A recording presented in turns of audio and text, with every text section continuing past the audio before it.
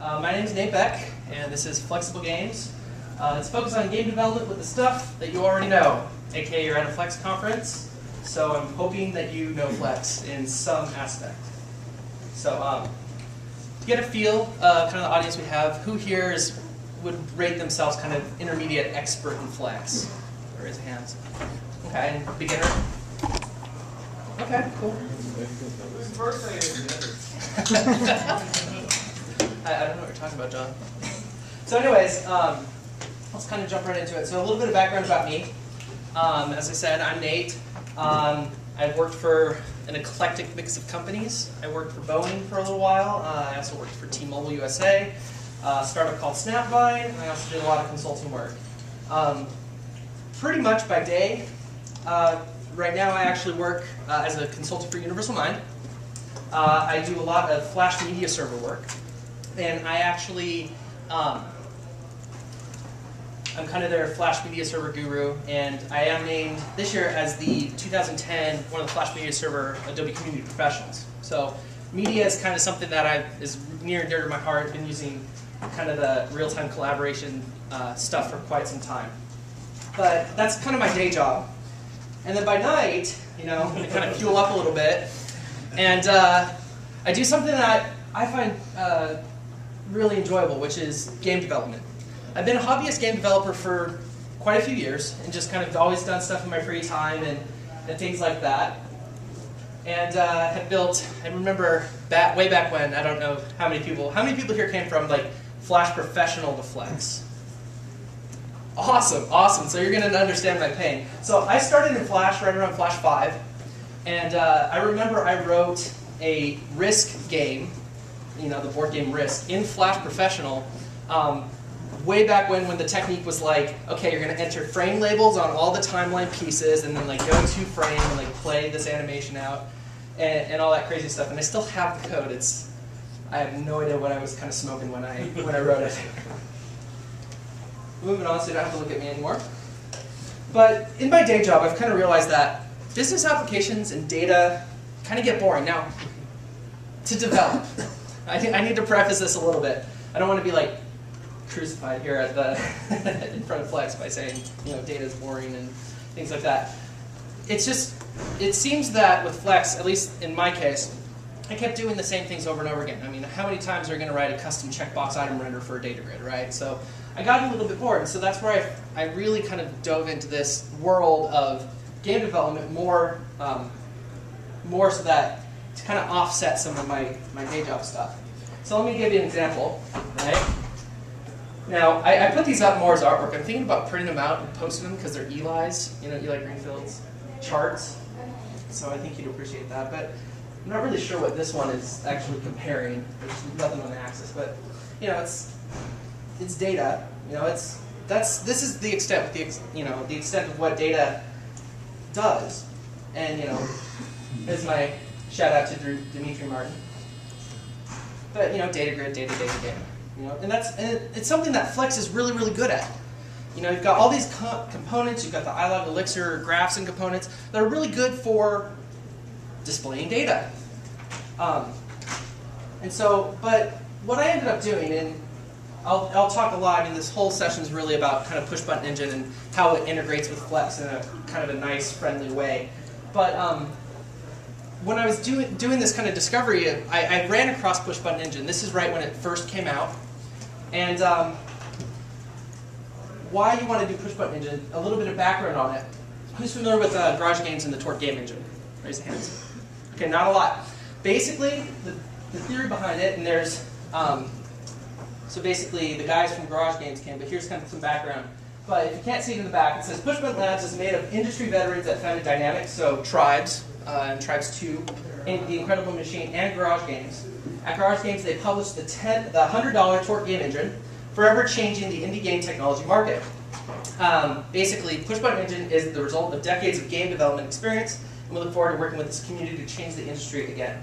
So a little background, Garage Games started out of a garage, basically, and they built the Torque game engine, which is kind of the indie game engine of choice. Those of you who are familiar with Java, it's kind of like using the Spring Framework. Everyone just kind of uses it. And one of the really cool things about Torque is they have this full component architecture and component store where you can actually, you've heard Ben Stuckey talk about it a little bit as pay as you go, only incur the cost of what you actually use. And that's the methodology that Pushbutton Engine also follows. And that was a methodology for the game industry that was kind of discovered while they were building Tribes. And so Torque came out kind of as part of Tribes, and then they expanded it out and turned it into the $100 game engine. So if you're working with Pushbutton at all, this is Ben Garney.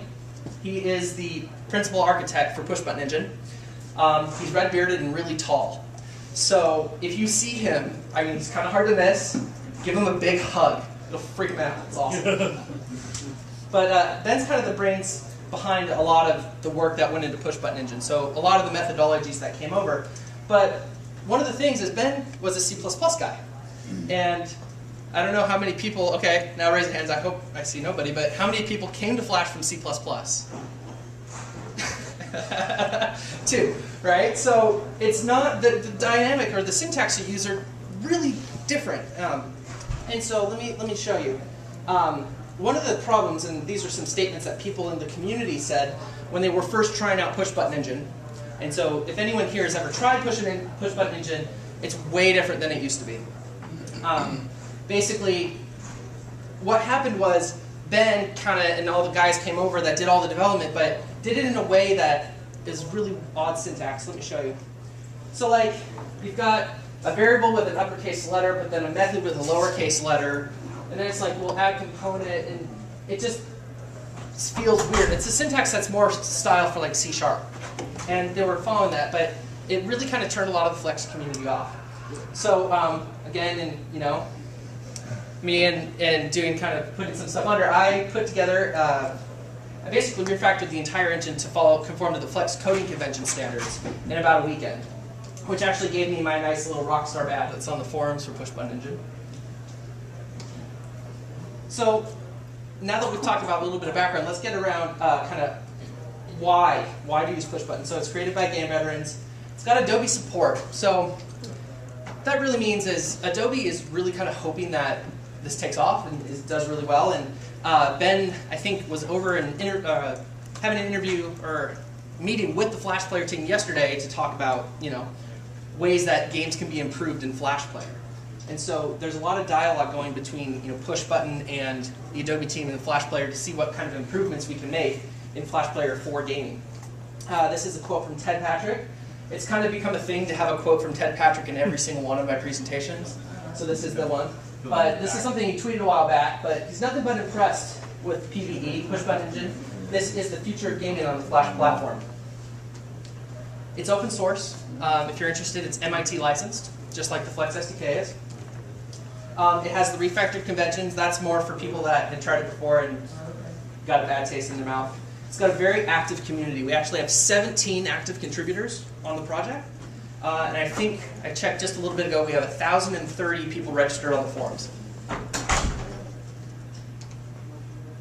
So here's a list of actually some of the features that are in Pushbutton Engine. I should probably note that Pushbutton Engine 1.0 was released on Monday for the Flash Gaming Summit. So let's get a round of applause for 1.0. So I'll just run through this list pretty quick because I want to dive into some code and show you guys kind of the guts of how this all works. But it uses components and entities. One of the things that Flex developers get confused with Pushbutton Engine is the idea of a component. Components in Pushbutton Engine are a completely different concept than components in Flex. And so that's what I'm going to kind of dive into, is to make that distinction.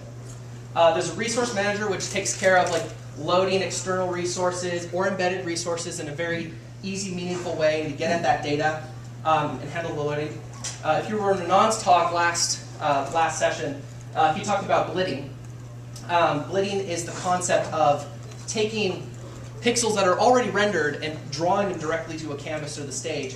And the reason you do that is it's much faster than trying to figure out vector images. So you can actually, if you have a game with a lot of different people on it, you need to blit, or else it takes your, how many people are familiar with like the elastic racetrack of the Flash Player rendering thing with rendering and time it takes. If you have a lot of software processing time, a lot of ActionScript to draw to draw what's on the stage, to rasterize it, it slows down significantly when you start adding more and more things on there.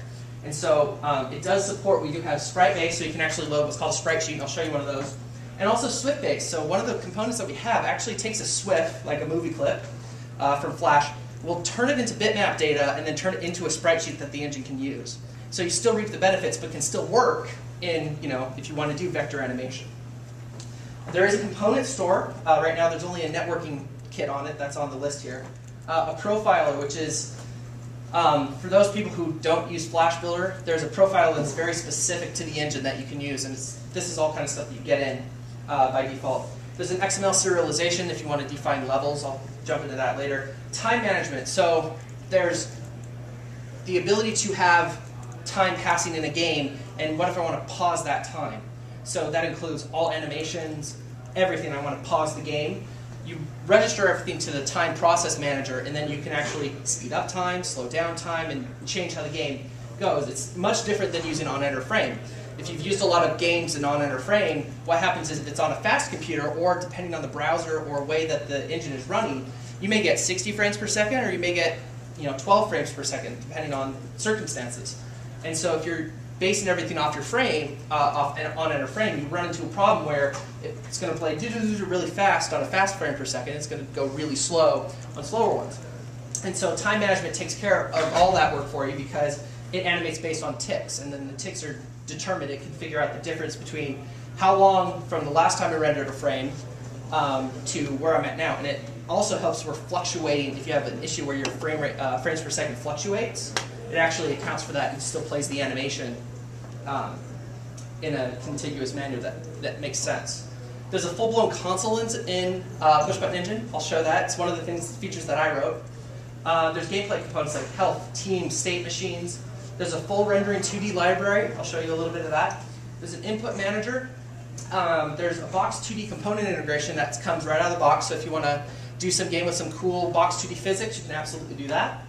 There's a networking kit server. Now, this one doesn't get played up as much, and I don't know why, because it's one of the coolest things I've ever seen. What Push-Button Labs did is they took the Tamarin project, and for those of you who aren't familiar with Tamarin, it's basically the Flash Player engine was given to the Mozilla Foundation to use that to implement the next kind of version of JavaScript. And it's open source, people can use it. It's basically the code for the Flash Player engine minus some of the trade secret type stuff, like there isn't a display object, but like a display object holder is in there. And so what he ended up doing is he took that server, or Tamarin, and turned it into a server that allowed you to send information in and out of the server to make multiplayer games. What that means is your game server code is actually ActionScript 3. And so you just add, when data comes in, it's a high fidelity networking kit. And what's really cool is Ben goes and speaks at, he's at GDC right now, and he does presentations on, Bitpacked, and this is where his C++ background comes in real handy because he understands a lot of that low-level stuff. And so what is really cool is you could build like a full first-person shooter game with very high fidelity, fast action real time because the packet sizes are just tiny because it's all binary data going back and forth. And you get to write it in the language that you like, ActionScript 3. It's really cool. There's also a spreadsheet tweaker. I can show you a little bit of that when we get over to grunts. And then one of the things we just added before 1.0 was a sound manager. Manages when something happens, you can automatically play a sound. It's real simple to integrate. So that's kind of an overview. So people kind of then ask, well, what kind of games can I build with this? And what's really cool about Push-Button Engine is it's more of like a framework. I don't want to say it's a framework, but it's an engine for building games, which means you can build things like the Casino Cards kit that I'm working on right now. You can build, classic remakes, like this is Asteroids. There's a platformer kit. Now, this actually isn't Braid, but it's using we have something called the Platformer Starter Kit that's going to come out real soon. And so platformer games are very, very popular, Mario-esque or any of those types of things. This is actually just the Platformer Starter Kit using the Braid assets, because they're, I think they're Creative Commons. I think that's how we got them. Anyways, same engine, just running, same starter kit for the platformer, running different things, same sort of thing. This is called Grunts. I will show you a demo of this. It's a tower-based defense game built, and it's got a full isometric engine with pathfinding and interpolation and stuff. We'll dig into it, but it's really fun and really cool. This is one of the examples that comes with Push-Button Engine. It's an action game, real simplistic, but one of the key things that it does is, you'll see that there's this divot in the middle of here. So the ball, when you roll it, actually will roll into the hole and gives you kind of this faux 3D top-down physics view. Not only that, but you'll notice that as the shadow is not a perfect kind of round shadow that you see in most games. There's actually a bump map on the ground here, if you can kind of see it. And the shadow actually relates to the bump map as the ball rolls around, so it's not just a static shadow. And it gives that kind of realistic 3D effect, and so we can show you that as well. This is one by a group of university students. It's called What a Dream, What a Nightmare. It is hard. The basic idea is you've got this little butterfly type thing, fairy, that flies around, and you're trying to get the ogre to catch these bad dudes that are getting to the bed, but not get caught in the net yourself. And I beat the first level once, and I called it good. A lot of social games being built with Push Button Engine. This is one called Utopia by Hype 7 out of California. It's kind of a SimCity-esque builder. Just launched last Monday. There's one called Social City. This is also built on Push Button Engine. That's actually my town. I'm very proud of it. Basically, another isometric engine that you can use to render all these different things. All the animations, when we were talking about blitting, this is one of the key things. Every single one of these buildings are animated, which when you put all these in the scene, what ends up happening if you start using, if you start using movie clips or things like that, it just bogs down because each frame, it can't interpret all the data. So what it does is it stretches the frame out until it can interpret everything, every frame, to figure out what to render. And one of the fastest things, as we talked about in blitting, is just copying over. So they just take the pixels and copy them right on the stage, and that's how the animation works. All of those were built using PushButton. And so you can see that you're not locked into any type of game. It's more of an architecture or a framework to work with. So one of the biggest questions I get is, can I build an MMO with PushButton? The answer is complicated. For those who don't know, MMO is a massive multiplayer online game like World of Warcraft or any of those things. The answer is, with an MMO, the hardest thing to do is more the servers rather than the client. So you absolutely can build a client-side app for an MMO in PushButton Engine. There's no reason you can't do that.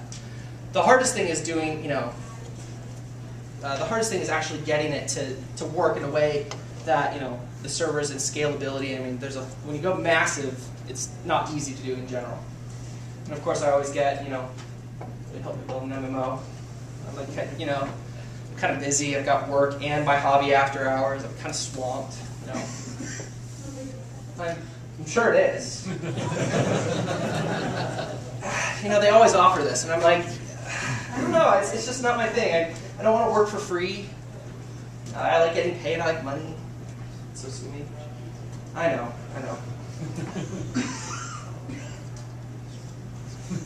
All right, moving on. So let's go ahead and jump into some of the demos. Hopefully I'm not walking too much. All right. Oops. We're not getting set up yet. All right. So some of the demos I want to show you is, let's see, Rollerball is one of them. I got a list here I want to go through. Games. Okay, here we go. So let's see. Let's check out Rollerball. That's the one that I showed you. That's the ball that rolls around and goes through. All things. One thing I've been having issues with is my Flash player locally here doesn't want to. Okay, good. So as you can see, as I get near there, it's actually got physics built in too, so it'll actually roll kind of around in the bottom of the hole here. And you'll see that the shadow actually is relative to the bump map here. So the game's pretty simple. It's actually something you roll around and collect all the coins as you can. I think it plays sound too. Yeah, it's got little sound effects when you collect the coin to show you how to use the sound manager. And this is a game that's actually built is right in the source tree for examples. So you go through, what do we get? Okay, hold on. See, games are just fun. Oh, 5 seconds, can I get it? Ah, okay.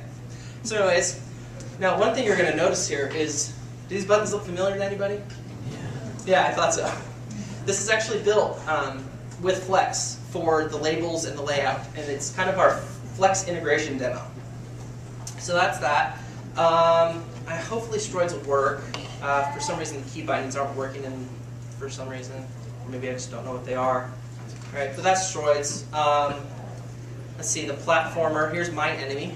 It was actually for a competition. He actually took first or second place in like one of the things. Basically, there is a cutscene component built in. So if you want to do like, what it does is it integrates with that time manager that I talked about, where as time is going, you want to stop time and then display something like characters need to talk or chat or things like that. And so it's built, the component plugs right into it to do that. A lot of talking, yada yada yada. Sound effects, rumble crash. Okay, yay. So, oh, more talk. Okay, there we go. So now you can run on. One of the cool things about this is the way this works is the scene actually has kind of a fog of war type filter, which can actually handle, the lighting scheme is kind of interesting how this game was built. And so you can run around. He's an engineer, so he can come and he's like, oh look, a generator, hooray, you need to do this, but there's no fuel, so you have to like jump. And if you go in, like if you go over your head in this kind of, in this green gas, you actually die, and it's no fun. Oh, blah blah blah, use not press space bar. Okay, so anyways, you want to like come fix this or things like that. So that's a platformer based game. Here's another one. Hopefully this stuff works. No, for some reason my up key's not working on this one. Works in the browser. Okay, here's the one with the braid stuff. So same sort of animations, exact same engine. You'll notice that the actual parallax clouds in the background are exactly the same between these two versions. It's just assets are being swapped out. Okay. Oh, here's the one that is real crazy. If you saw there really quick, there was also the Flex preloader. So this is another Flex-based game. But this one, you've got this ogre that's kind of chasing around, and if you get close enough to him, he'll spin. And here we go. You've got these enemies coming. You spin around, and it catches them. I've gotten really good at it, though. But if you get caught, he yells at you. It's like, oh no, I'm caught. I can't do anything for a few seconds. So, but anyways, then like later on, there's other people that like shoot stuff, so you have to like move the ogre over there to get them, so on and so forth. So, and then the one that a lot of people are excited about because it's right on the Push Button Engine, website is called Grunts, and it's actually playgrunts.com is the URL for it. And I want to show you that I'm not lying when I say, oops, not CSS. There we go. That is in fact, this is a Flex 3 application. But it is in fact all built in Flex. And let me just give you a quick peek of what this game looks like. Let me see if I can turn the audio up. So it's got kind of music built in, you have a campaign. My wife is sick and tired of this menu music because every time it loads up it plays. So you've got all the missions you want to choose. I'll choose mission 1 for now. So basically the concept of the game is you place your units. So I've got like a machine gunner I'm going to place here. I've got a, actually I don't want another machine gunner. I'll do like a bazooka guy here, and that's the range you can fire. And a grunt. I'm going to place a grunt here. I'm going to build some sandbags, so on and so forth. And I'm going to build some barbed wire which slows down infantry. And the basis of this game is you have 3 elites. You've got this commander, an observer, and a medic. Medic can heal people. Observer tells you what's coming, which is why this field report tells you there's 3 infantrymen coming. And the commander allows you to move units. However, if the commander or the silo, you're trying to protect this missile silo. And if the commander or the silo die, you lose the mission. So we hit start. You can see the plane drop some, our infantrymen off. So this is all sprite sheet animated. So they're coming, enemies are coming out. You can see these guys running. Can you guys see it back there? Okay, cool. And then,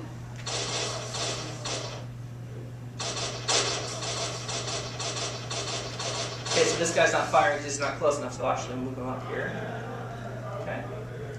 And then the next wave is going to be 2 bazookas and an infantryman. But ultimately, you keep going through the game. There's actually jetpack guys that'll fly across the ravine, so you have to be careful not to get caught by the jetpack guys. Oh, you can see his health there too. He needs health, so I'll heal him. Yeah, so he just healed. I can also upgrade him, and so forth. So now he's got more, more health, more things like that.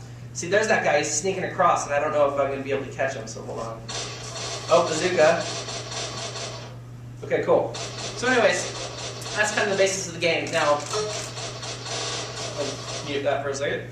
Alright, so one of the cool things about this game is, because it's built in, what makes a game like this possible and really easy to maintain is the fact that it uses the concept of entities and components.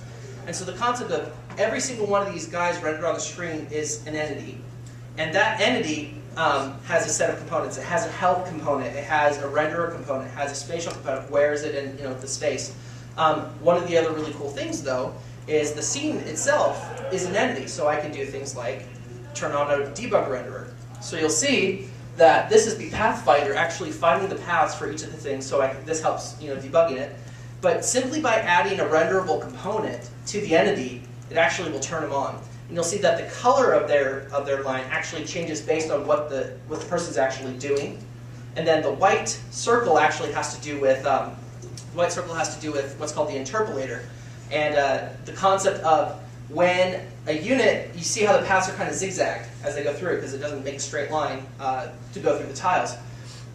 As a unit approaches like a zigzag or things, it figures out a path that's a straight line between the two, so your unit doesn't actually go, zigzag, zigzag, zigzag. And also, the interpolator makes it so that when your unit is actually turning, if he's turning 90 degrees, he doesn't just walk straight and then turn instantly. He actually turns slowly as he goes around the corner.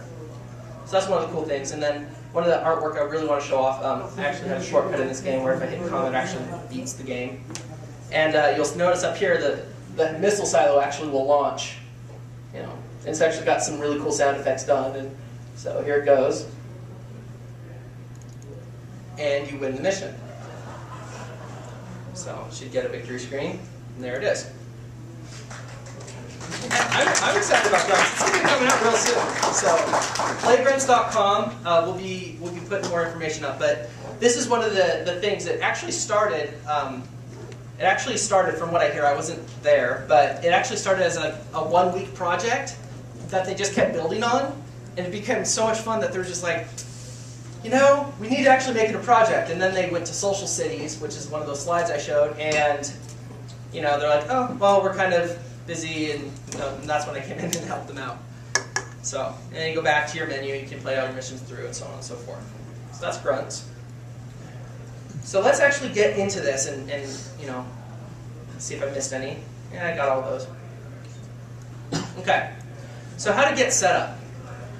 One of the interesting things is, I'm not going to kind of bore you guys, and if you have questions, come get my card and I'll help you out with this, or on the push button forums. But I'm not going to bore you guys with how to set up Flash Builder, to set up library projects. But I'll give you a walkthrough of kind of what it is. I've got a library project called Zalib. Zalib is my own, Zalab's library. Here's the actual push button engine that's being compiled to SWIC from a source file, or from its source. We can close Grunts now, since we don't actually need it open. And so I've got a project here set up for Flexible Games, and the only key thing is Flexible Games is actually attached to that push button engine project. That's really the extent of what it took to set it up. Now, how to actually get started using PBE. And I'll show you this nice snippet of code. This is really it, and this is Flex 4 for those who are, I'm sure you've seen it enough at this conference thus far. But one of the key things that you'll notice that's different is on application complete is what we're using instead of creation complete. Because the main reason is push button engine does things based on the stage. Until application complete is called, the stage variable is not even actually set, because the difference between creation complete and application complete is when the preloader is removed. So you're going through, creation complete is like, okay, I'm done, but you're actually still in the preloader state. The preloader hasn't been removed from the screen and the application hasn't been added to the stage. So application complete is when stage, after that occurs, that's when you can actually reference the stage variable. Which is exactly what PBE, so literally all you need to do to start using push button engine is to use the PBE class, which is the core to kind of the whole engine. It's PBE.startup, and then you pass a reference to the main class. And that's really it. And then we actually call the logger, and we say logger.print this hello world. And literally that's the whole application. So let's run it. So there's nothing on the stage, there's nothing real special about this. But as I said, there's a console built in the push button engine. So if I hit tilde in this application that's using it, it actually pulls down the console. And just right out of the box, you get some really cool functionality with this. First of all, it's got version information. Tells me I'm using Flex and you built by source. Tells me what the security trust playground is. Really helpful for debugging why your assets aren't loading, if you're remote or not. But one of the cool things about the console is, first of all, it has tab complete. So for those who like terminal, tab complete's in there. It's got a lot of pre-built console commands for you to work with. For example, clear for those. Basically, I use Bash a lot, so this is kind of my implementation of Bash in ActionScript 3. So it can clear. It does have up and down arrows for going and looping through the history of your command. So if you write some complex command and you want to use it again, just hit the up arrow a couple times to get to it. FPS, Mr. Duke's FPS meter is built right into it, so you can toggle that on or off. List display objects. So if I do that, you'll actually see it goes through the whole display tree and goes through and prints it out, and it also tells you whether or not that object's visible or not. It's really useful for debugging when objects are there but not showing. We also have the concept of a PB group, which is similar to like a Spark group, except it's in PushButton's alternative. You can set verbosity and version and all this information. So version just prints out that. Oops. Version prints out all that information. Tells you what version of Flex in there. Go ahead. If I wasn't doing games, I have a project like an ActionScript and I wanted to use this console. It's open source, MIT license, go for it. So yeah, absolutely. I know actually a couple of other groups that have done that. One of the other really cool, neat things that is in PushButton Engine that I actually wrote was the ability to parse out the information and get the version details. Not only what version of Flex is it running, but this will also tell you if you're running not Flex. It will also tell you if you're running Air. And so if you want to use it to debug things or anything like that, that information is actually available. It was a feature that we put into the engine because we were getting to a point where an AS-only engine may not have worked when integrating with Flex. And so what we ended up doing is we were going to say, well, if you're in Flex, do this, especially like when you're adding children to a UI component or UI component container. If you try to add a sprite to a UI component container, it just won't work. It'll throw an error. It's like, hey, this isn't a UI component. You can't do that. And so we were going to say, do this instead. But we actually got around it a different way, but the feature's still there. So you can still get that. That's actually a really fun one that I've seen people use as well. So, and one of the other things you'll notice right at the top here, that logger statement logged directly into the hello, logger.print hello world. One of the things that we do in our logger is we actually pass in a reference to the class that's calling it. So that's kind of built in there. That tells you what class is actually dispatching that log event. And then if you want, you can actually set the verbosity of the logger and set it to, I think, 2. You'll actually see it. It actually has typed log messages and things like that. So messages, warnings, info, all that information. It's got log levels all built in. So it's kind of we called it log for PBE. It was the kind of ActionScript version of log4j, things like that. So that's a Hello World application. You can see right out of the box, without it doing anything, you've got a lot of really cool stuff to play with. Any questions up to this point? Don't be shy. No? I had a question. Go ahead. Maybe a dumb question. No such thing. Go ahead. Why integrate it with Flex as opposed to just put it here? Excellent question. So coming from a Flash standpoint, one of the good questions, so he asked, I'll repeat it. He was asking why use Flex at all? Why not just use straight up ActionScript? And PushButton Engine doesn't have a UI component framework. There's no button, there's no scroll bar, there's no nothing. There's none of that. And so one of the cool things, if you can afford, especially with Flex 4 and the runtime shared libraries, if you can afford to have this engine in here, one of the really cool things that you can do, and I'll show an example of this, but you can actually use PushButton Engine to render a lot of game logic. And like I said, grunts, all the main menu system in grunts is 100% MXML. I think I closed it. Hold on. But yeah, the grunts stuff is all MXML because supporting layouts and transitions and effects, and I mean, I'll give a shout out to Chet because the effects stuff in Flex 4 is really cool, and using that stuff is a lot of fun. And so but using it in a different way, like let's make a game menu is different than let's make a data grid with data in it. It changes up quite a bit. So let me open up main menu real fast, just so you can kind of see I'm not lying.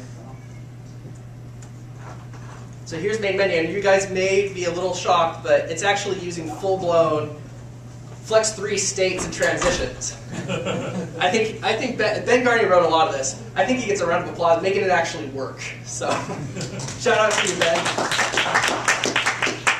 So, all right. So when we get set up, reason right here, yeah. Dispatches events after application has been initialized. That's the reason we use application complete versus creation complete. We're having a heat wave, a tropical heat wave. The temperature's rising, it is rising, and he certainly lies when I oh, Nate, a kiss on the hand, maybe quite continental, but Nate is your best friend. A kiss would be grand, but unless it's from my Nate, it's just another boring kiss, a plain old ordinary kiss. Some men grow cold as they grow old, but Nate, he's just getting warmed up. I've seen him in his birthday suit. He's awfully nice and very cute.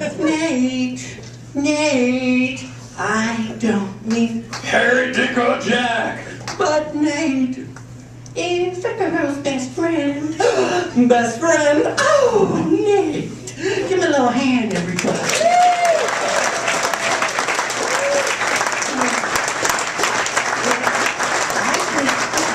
I think to become the presidential. So let's bump you up a little bit. And of course, I brought some things for you because it's his birthday today. Did you know that? I brought you some balloons to kind of lift up your spirits and lighten your load. I know it gets starting boring up here, just chatting and rambling. Although you look like you've got it in you. And of course, I brought something for you to remember me by. It's long and cylindrical, and maybe you can blow on it.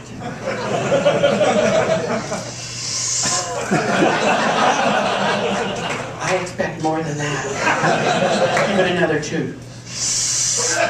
Hey, you've got a bad tutor. That's all right, though. So, will you all help me sing a little happy birthday before we get back to your little presentation? Yeah? Now, you have to sing it like I do, which is from the diagram. Do you know what the diagram is, Nate? You're so good. Lots of lips and no teeth. Ready, everybody? Happy birthday to you. Happy birthday to you. Happy birthday, dear Nate. Happy birthday to you.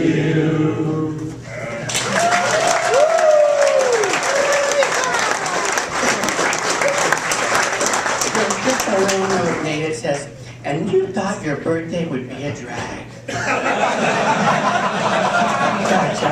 And it's from your friend Doug.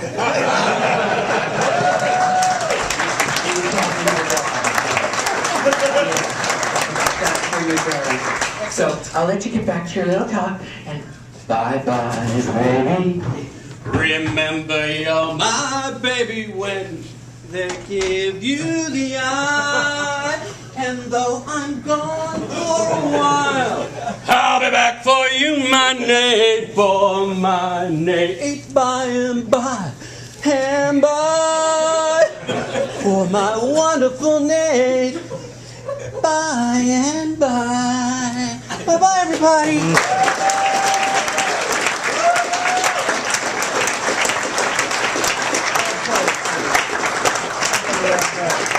Happy birthday, buddy. I'd like to thank Doug for my birthday wishes. Doug did come through. I didn't know if he had it in him. Hey, that slide's very appropriate.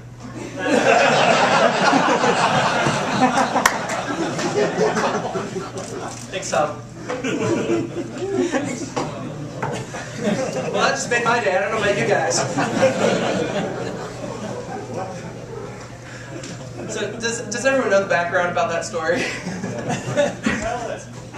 All right. So, now we're gonna. This is the story time portion of the presentation. So, at the last 360 in Indianapolis, there was an incident that happened in Doug McCune's Cool Shit session, where some person gave the front two rows 42 rubber bouncy balls, and with the instructions that when Doug takes his shirt off, to throw the balls at him. Well, Doug's session went along, and took his shirt off, and all of a sudden a whole bunch of bouncy balls started pelting Doug in the head and other places. There's a video of it on YouTube, it's quite good. But anyways, since then Doug and I have become pretty good friends, and this is what I get because this is the first time I'm speaking at 360 Flex since then. So. Payback's the queen. All right, so moving right along. Focus. I'm focusing. At least I waited to the end of your presentation. All right.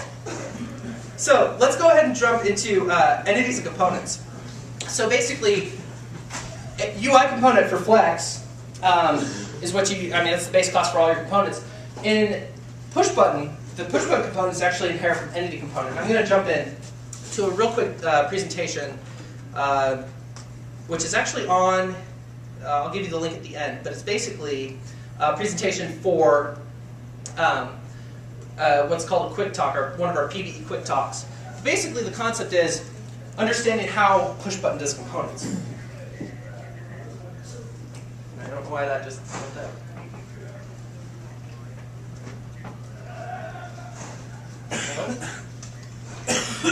Alright, doesn't want to play. Oh, there we go, that's why. Alright, so some of this stuff we'll skip over, but what's the benefit, why does it do it? So the basic concept that PushButton uses and for game development is that inheritance is broken, and here's why. So you have a player object in your game. And the player object, basically you want to add some other object. You want to add an item, a coin, a rollerball game, a coin that can be picked up by the ball. And so what happens is you want to share functionality for those two objects. And so you create this game object class and subclass, player, and item.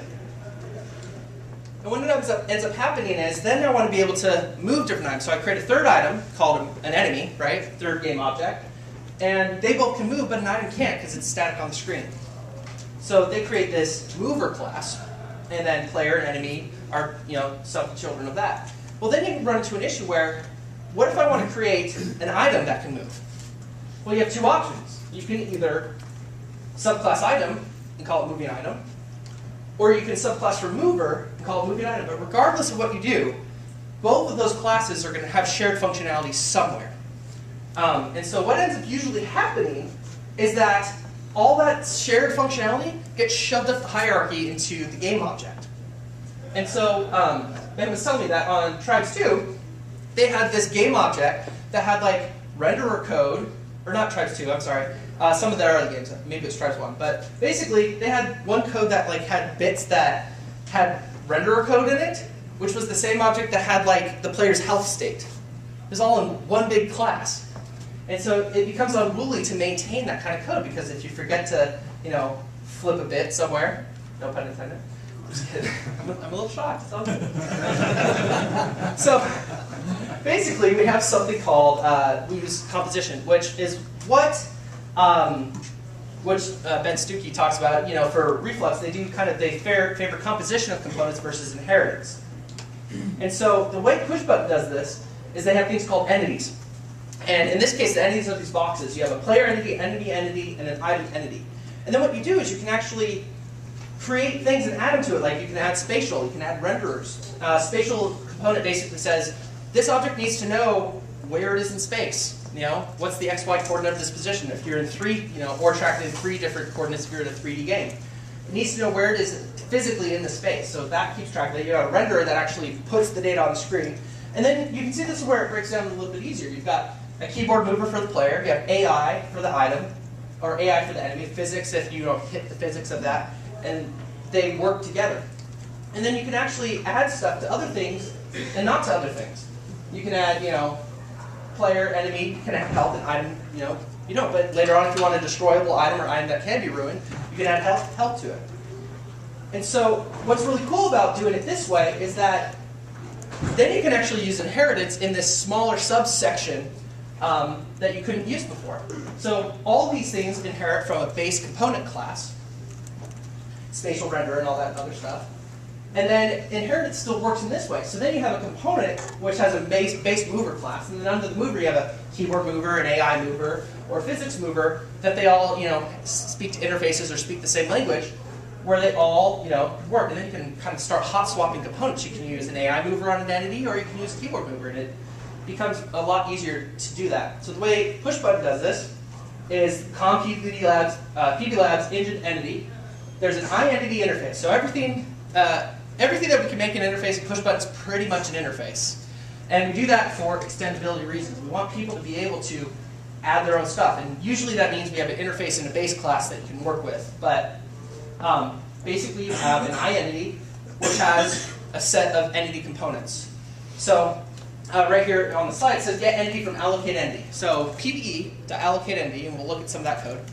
But the concept of this is you use PBE to allocate entity instead of saying, entity var entity equals new entity. And the reason we do this is later on in the engine, if we want to implement something like object pooling.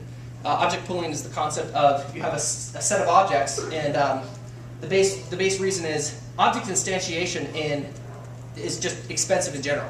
So if you're creating 1,000 objects, you're going to spend a lot of time and waste a lot of resources doing it. So maybe you want to create 500 and then just reuse the same 500 over and over and over again. And so when one's done, a good example of that is particle effects. When a particle goes off the screen, you don't reinitialize a new particle. You actually just reset the size, position, and color of the old particle and set it back at the center and let it play out. So you add components with iEntity add component, and then you initialize your entity, and that's pretty much all you need to do to create a game object. One of the things that people get caught up with Pushbutton is the concept of entity. You never subclass entity. There isn't actually an entity class at all. You just have an iEntity that you work with these interfaces, and you have components that you work with. So entities are theoretical kind of game objects. They're not actually classes, and that's kind of different from what people usually do, because you're thinking, okay, I want to have a base, an object in the game. Well, where do I subclass, or what class do I start writing? And that's not how it exactly works, and we'll show you how that works. And then, of course, here's an example. So you have an iEntity, and then you have components, like a spatial component, renderer component, mover component. They all inherit the iEntity component, and they have a base class that they inherit from, entity component, which you, of course, can use or not use. If you want to build your own interface, you can, or own entity component. But the basic concept of a component is you have 3 methods that you want to override. You have onAdd, onRemove, and onReset. So when I want to add a spatial component, what happens is I add a spatial component to the entity, and the entity then calls onAdd. And that's when I initialize the object, how I need it to work.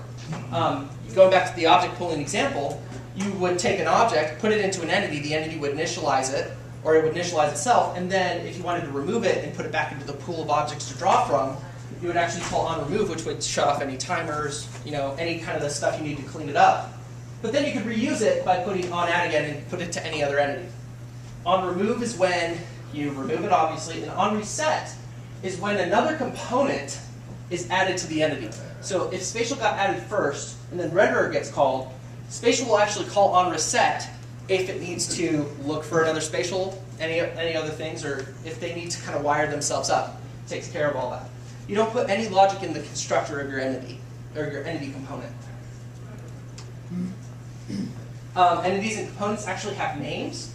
And this is actually really cool, because now what you're doing is you're creating these hierarchies of game objects, and you want to be able to say, hey, I want to call that thing a renderer. So I want to get my renderer off this thing. Or if you have multiple things of different types of renderers, each entity has its own unique naming of its own components. So you can name all the renderers renderer, like this, and then no matter if it's an AI renderer, or let's say mover, if you have your mover, if it's an AI mover or a keyboard mover, any of those things, you just say, hey, point to that mover class and do something with it, or listen to it, or do whatever it needs to do.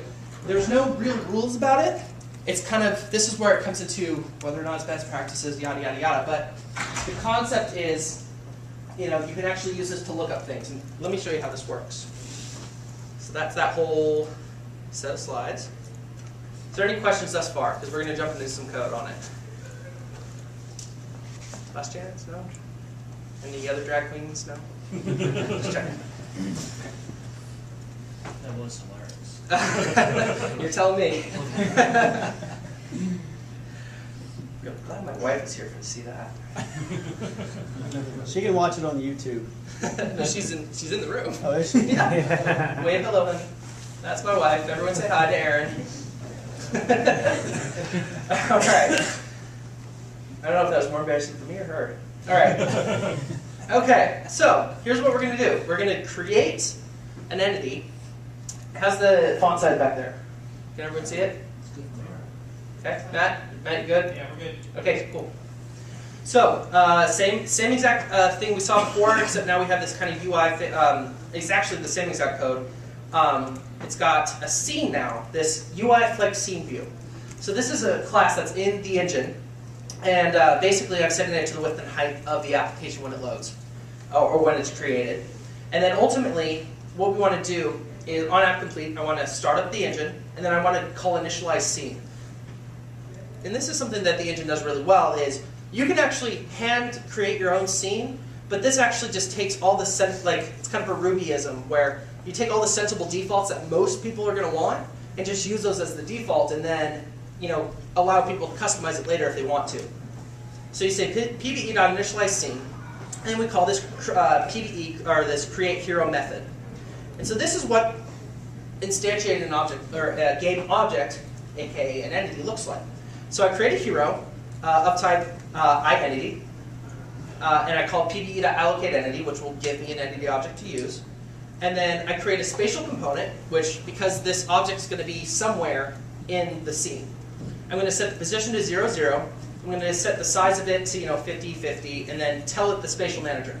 Now, this is one of those things where that's one of the debates we're trying to say, do we actually need to set the spatial manager there, or should just assume that it's there? We're still debating, but for now, this is the way it works. You say spatial.spatialManager equals PVE spatial manager. And then you basically add the component to that entity. So just like that diagram that we saw with the box with the different components, at this point, when we call add component, spatial then, when it's added, spatial gets on add call, and spatial configures itself however it needs to work. And then we have the renderer. So we're going to create a simple shape renderer with a fill color, a circle, line radius, line style radius, color, and tell it what the scene is that it's working on. And then we'll come back to position property references in just a second. And then we add it here, and then we initialize the hero. So these things here, this is the spatial component, and this is the name that I'm giving to the spatial component for it to use. So that named manager lookup stuff, that has to do with property references. But initially, so if I run this, I actually see, there's our hero. He's off to fight crime, do whatever he needs to do, but there he is. He's on the stage, and again, this is push button, so we've got the full-blown console and all that stuff all built in already. So now what I'm talking about is how does the renderer know where the information in spatial is? And this is where what I like to call, I don't know what the actual term in the engine is, but I like to call it kind of wiring of the component. If you're familiar with, Swizz and all this other stuff, this is kind of the concept of dependency injection a little bit. So what we're saying is renderer has a position property and a rotation property. And what I'm going to do is I'm going to tell that renderer where that stuff is, where the position is, and where the position is, where the rotation is. And so what this is doing is this property reference is saying that on the spatial component of this entity, I want to use the position property. And then the same thing with the rotation, I want to use the rotation. So as things change, and as the renderer, on tick, it renders a frame, what happens is it goes and looks and checks the variable of that property on the spatial component. So this is how you achieve wiring components together. And it's not usually, you could put this in a class all by itself and manage all that, but the actual wiring of this component up is something that is done on the entity level. And as you can see, a lot of people would kind of think in your mind, this entity should be a class, and that's not how it works. You create an entity, and then you wire the whole thing up. So that's our simple hero. And then moving a little bit on, you can do some really cool stuff now, because this is a Flex app. And as Randy asked before, why would we do this versus just straight up AS3? Well, now, this doesn't do anything, but now I've actually got buttons that I can use, in my interface, because it's Flex. And so if you look at the Flex Scene View, the Flex Scene View is almost like its own canvas, so it treats itself as its own canvas container. And so, for example, with a cards game, you would have all your card rendering be done in your scene view, so in your PvE scene view, but then like all the rest of the interface, the score, all that other stuff, can be in Flex, and then you can make use of all the really cool styles, all the really cool layout managers, effects, all that really cool stuff that Flex 4 has in it, or Flex 3, you can make use of, styling, CSS. And so we didn't want to rework any of that, and there's this large debate of whether or not we should even do a UI component framework for push button at all, because the only use would be, you know, ActionScript only, or most games have custom artwork anyway, so they make their own buttons and things like that. So we're tossing back and forth whether or not we want to do that. So at least in the core engine. But these are straight up buttons and how they interact. So I'll show you how to make the two things talk to each other too. It's just as you would expect, they just kind of talk. So let me jump into, so that's questions on entities and components.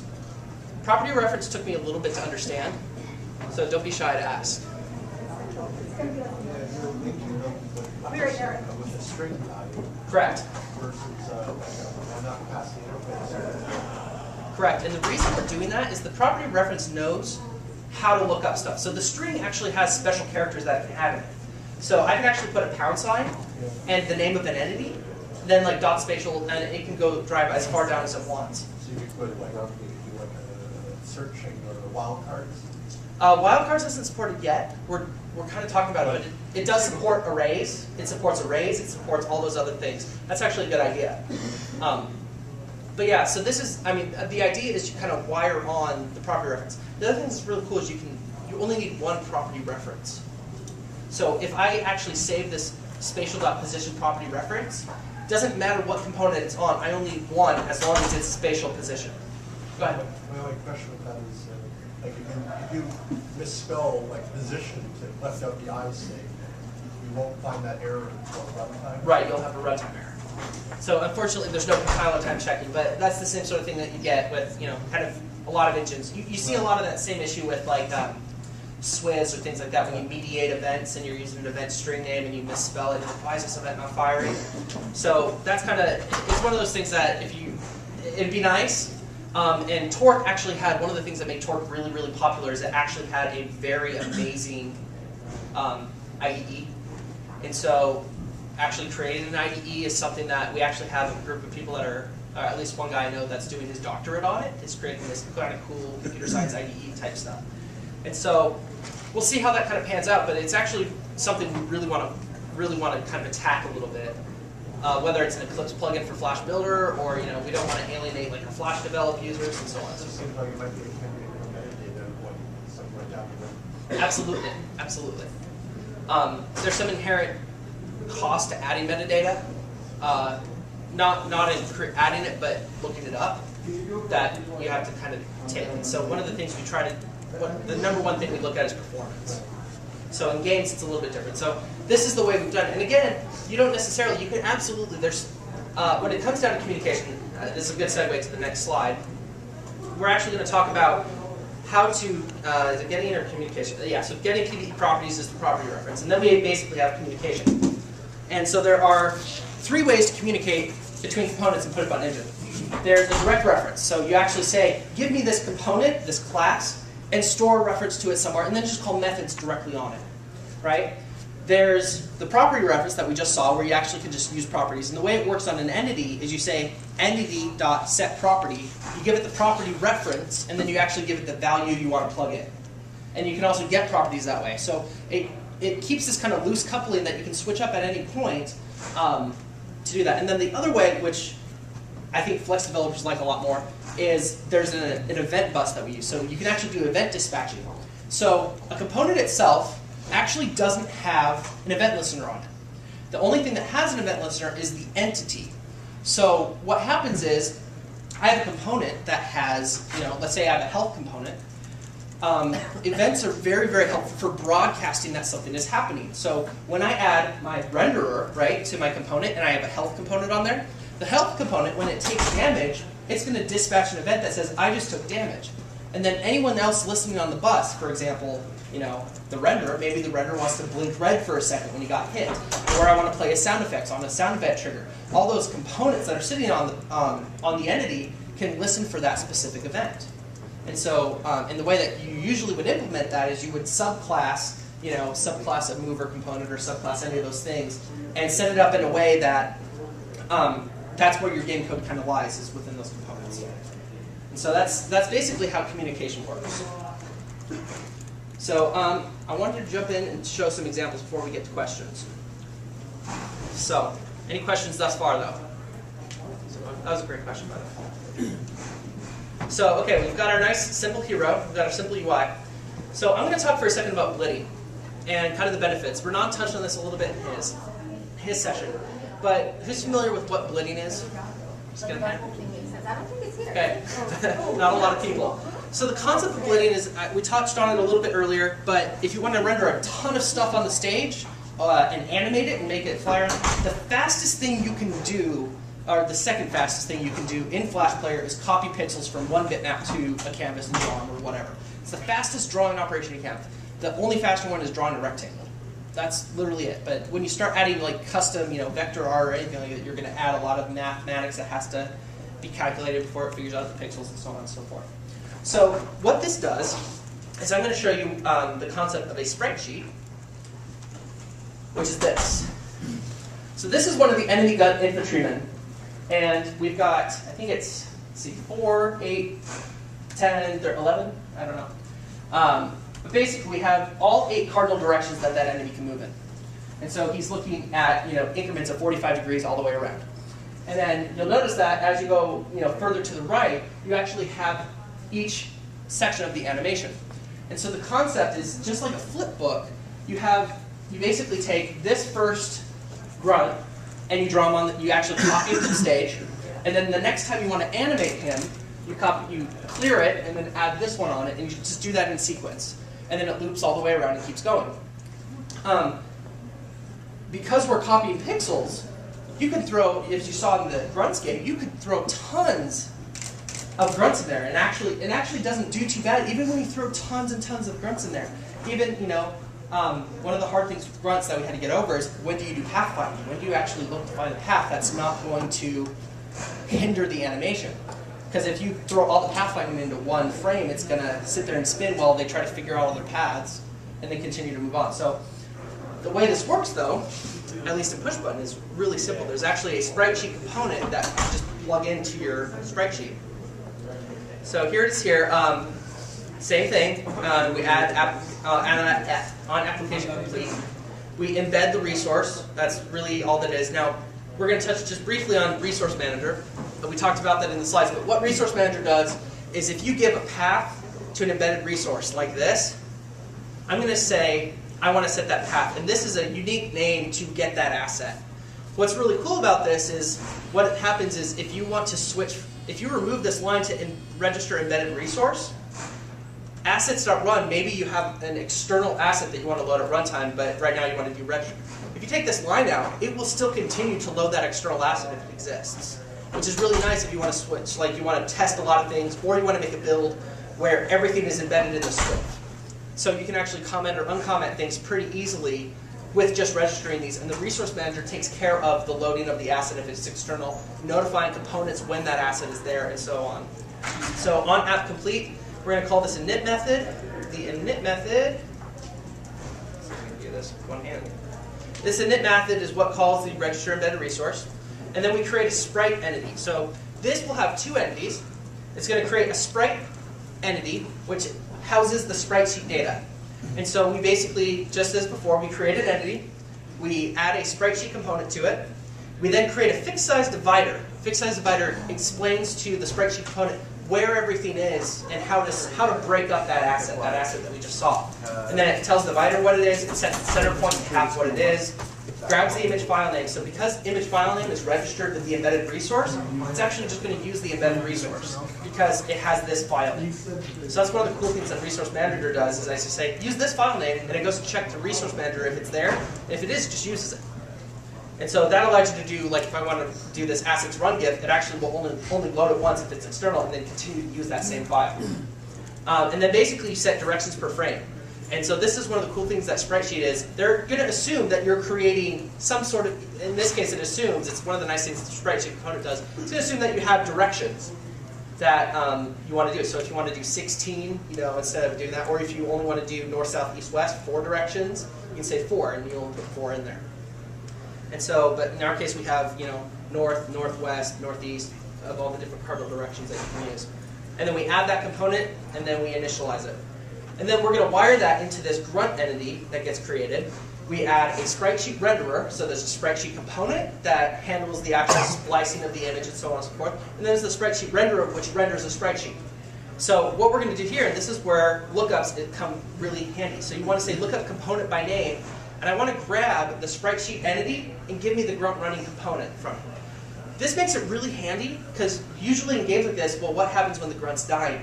In grunts, each of those guys, they have a shooting, they have a dying, they have an initialization, they have all these different animations that they're currently playing. And so what you want to do is I want to get the grunt running one, and you can plug that sprite sheet into the renderer and swap it out as the game progresses or as his state changes. You can just swap out for the other asset, and it'll just pick up rendering right off where it was. You tell it where the scene is, and then you give it a directional reference. So what we're going to create is this grunt animator class. And this is just a basic animator that I wrote just for the example, because the actual animator in PvE is super, super powerful and kind of confusing. So here's all the grunt animator does. It has a public property called heading, and it has onTick. So this is a ticked component, and ticked components plug directly into that process manager that I was talking about. So if I tell the process manager to pause, this animation will stop playing because it's not receiving ticks anymore. So then, on tick, I basically get the sprite sheet renderer from, and notice that the animator component and the renderer are on the same entity. All components have this owner variable, which means give me the owner, the entity that I belong to. So it says owner.lookup component by name renderer.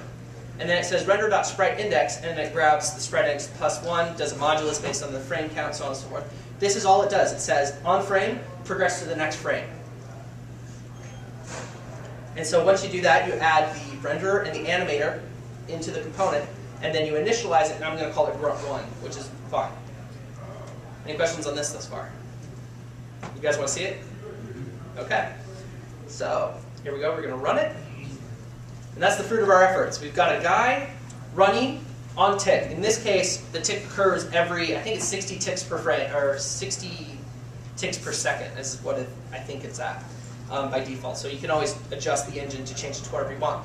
But the really cool thing about doing animation this way is what if I have a property, a component that says, I actually want this enemy, he's lower level, so he's slower.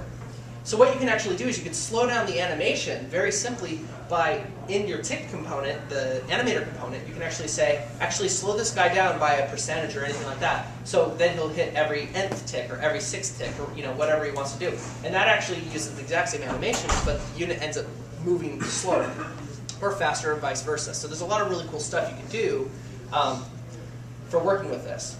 And one of the really cool things that you can do from there is you can actually plug it in to some other stuff. So let's actually plug it into, let's say, mouse. So exact same code as before, except we add, this is where PvE really shines.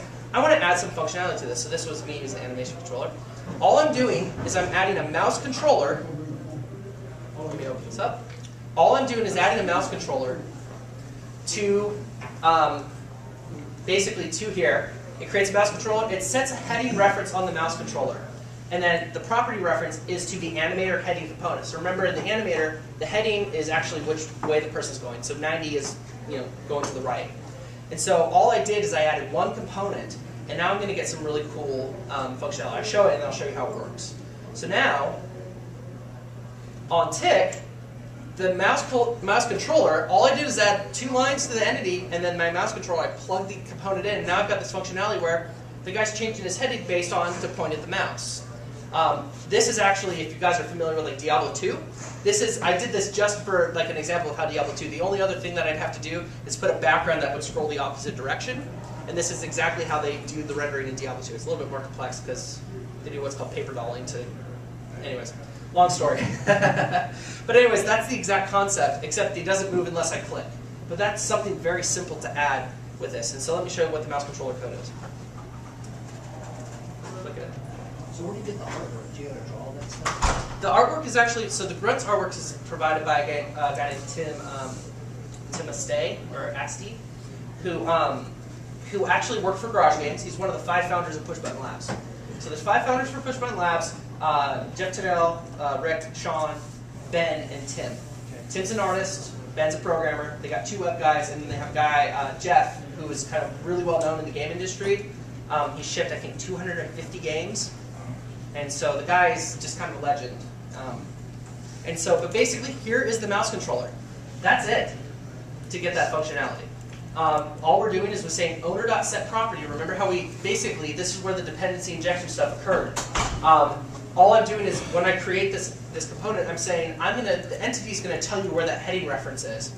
And then on tick, it's just going to go check, grab the property from that component, and then do some math to figure out the sign or table that I need to go at, and then basically use that to set the heading reference.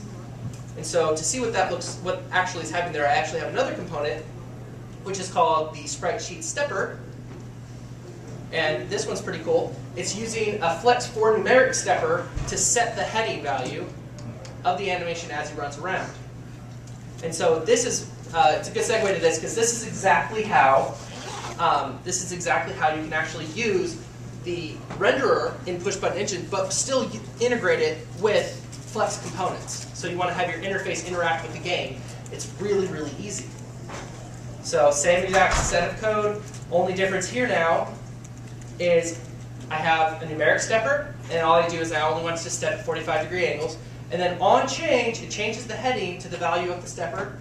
And all it does is it grabs the grunt entity via the name lookup manager. So pve.lookup grunt1, because that's the name we gave that entity.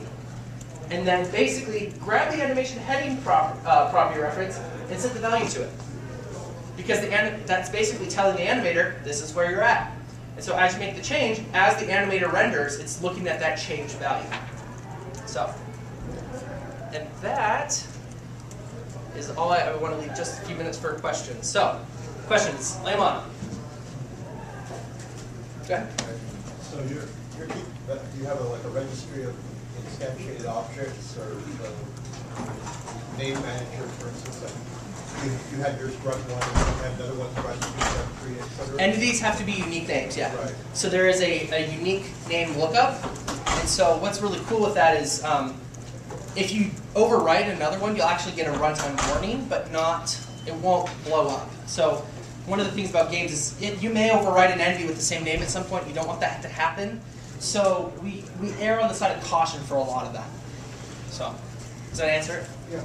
Okay. Back there. Sorry, I'm just trying to understand the property reference object. What does it provide? So yeah, it's a little bit of a doozy. Like, that was one of the things I'm like, well, what's the point of it? It houses a lot of the information houses the technique of parsing the string and understanding what each of those things are. We wanted a centralized place so that when we fix, like if we want to add more support for property references, different types of symbols or anything. So you can actually use pound and an entity name dot, component name dot property. And so you can actually do a full hierarchy there. Obviously you can get into dangerous territory there if you're doing global lookups, but you have the option of doing that. And that's the reason that property reference is there. And then the cool thing about it too is you can actually cache that specific property reference. So if I say that like what we do in grunts is every grunt renderer has a current frame property on it, right? The renderer that renders the grunt as he's running around. What you want to do is we just cache one property reference, and that property reference is renderer dot current frame, and we can use that on all the entities, all the grunt renderer entities that we've created, even though it's just one property reference. So you're not getting a lot of duplication. Even in that other code that I had there, that the heading property, I could store that property as a static method or static variable somewhere else, and actually just reuse it over and over from a variable. Go ahead. So you can store it, pass it around. Someone else doesn't have to know the path to get Right. to it and just focus it. Right. So what I'm doing with my cards kit. Oh, let me show cards kit real fast. one of the cool things that you can do with CardsKit is there's we have a factory that determines what kind of card you want to create. So if you want to have multiple decks or things like that to generate your cards, you can actually, the card renderer doesn't know anything about, it knows absolutely nothing about card resources or anything like that. It just wants to get a display object to show. And so what you can do with that is when I create the entity, I can inject, what factory I want it to use. There's a default that it uses, but you can change it up. And that's the way you do that is with a property reference. So I may have a factory on an entity somewhere else, but it actually will, I may have an entity somewhere else, and the animator, or in this case, the card renderer doesn't need to know anything about it. It just assumes that I can go grab information from there. Data map. Absolutely. Go ahead. I was going to say, the source code for the whole engine is available there. If you want to recompile the Swift, you can. Yep. Yeah, it's MIT licensed. And a quick one about those property references. When you instantiate a property reference, does it do the linking there to No. the prompt, or all? No, it's when you actually call set property or get property that it actually creates a reference. Right. Yeah. So here's the cards kit.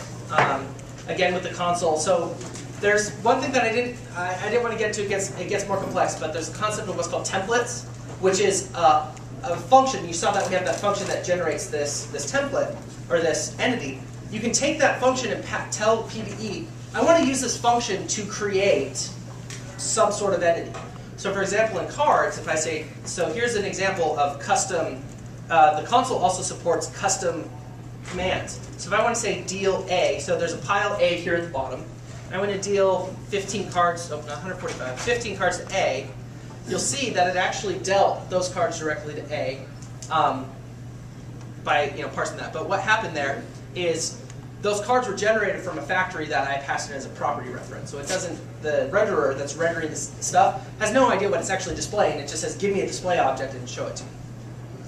So there's that, and then, yeah, and then entities, basic templates. A good example is like the bullet template, or the bullet entity in Grunt.